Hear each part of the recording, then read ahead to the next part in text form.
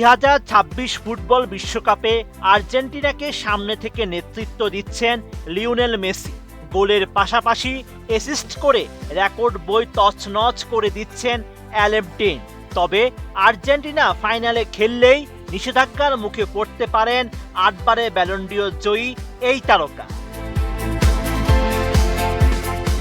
পুরনো বা এবারের বিশ্বকাপের কোনো নিষেধাজ্ঞা নেই মেসির নামের সঙ্গে, বরং এখানে সূচি বিপাকে ফেলতে পারে আর্জেন্টাইন তারকা ফরোয়ার্ডকে। আর্জেন্টিনা ফাইনালে উঠলে 19 জুলাই নিউ ইয়র্কে অবধারিতভাবেই খেলবেন তিনি। বিশ্বকাপের শিরোপা নির্ধারণী ম্যাচের 2 সপ্তাহের মধ্যে হচ্ছে অল স্টার ম্যাচ। যুক্তরাষ্ট্রের নর্থ ক্যারোলিনার শার্লটে 29 জুলাই মাঠে গড়াবে ম্যাচটি, যে ম্যাচের জন্য এবারও নির্বাচিত হয়েছেন মেসি। টানা 1.5 মাসের বিশ্বকাপ খেলে শারীরিক ও মানসিক ক্লান্তির কারণে অল স্টার ম্যাচে নাও খেলতে পারেন এই তারকা ফরোয়ার্ড। আমি বুঝি নির্মাণের শিল্প, সালাম স্টিল বোঝে ডিউরেবিলিটি। সালাম স্টিল, মোস্ট ডিউরেবল স্টিল। যদি মেসি না খেলেন অল স্টার ম্যাচে, সেক্ষেত্রে মেজর লিগ সকারে এক ম্যাচের নিষেধাজ্ঞা পেতে পারে। MLS এর প্রচলিত নিয়ম অনুযায়ী কোনো ফুটবলার উপযুক্ত বা অনুমোদিত চিকিৎসাজনিত কারণ ছাড়া অল স্টার ম্যাচে না খেললে পরবর্তী লিগ ম্যাচে আপনা আপনি এক ম্যাচ নিষিদ্ধ হয়ে যাবে।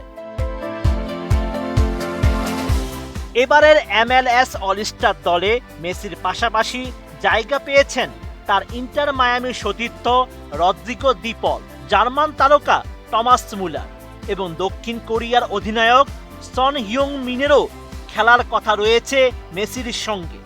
MLS অল স্টার একাদশের প্রতিপক্ষ হচ্ছে মেক্সিকোর লিগা MX অল স্টার দল। এমন পরিস্থিতিতে অবশ্য এর আগেও পড়েছিলেন মেসি। গত মৌসুমে ক্লান্তির কারণে অল স্টার ম্যাচ খেলেননি মেসি ও তার ইন্টার মায়ামি সতীর্থ জর্দি আলবা। পরে MLS কর্তৃপক্ষ তাদের দুইজনকেই এক ম্যাচে নিষেধাজ্ঞা দিয়েছিল। এদিকে কিলিয়ান এমবাপ্পে 8 গোল করে চলতি বিশ্বকাপে গোল্ডেন বুটের দৌড়ে সবার উপরে। লিওনেল মেসিও করেছেন 8 গোল, কিন্তু মেসির অ্যাসিস্ট 1টি, এমবাপ্পে করেছেন 3 অ্যাসিস্ট, ওসমান দেমবেলে করেছেন 5 গোল, এমনকি তার একটি হ্যাট্রিকও রয়েছে। ফ্রান্সের 16 গোলের 11 গোল তো এমবাপ্পে দেমবেলে মিলে ভাগাভাগি করে নিয়েছেন। ক্লাব ফুটবলের দুর্দান্ত ফর্মটা তারা ধরে রেখেছেন বিশ্বকাপেও।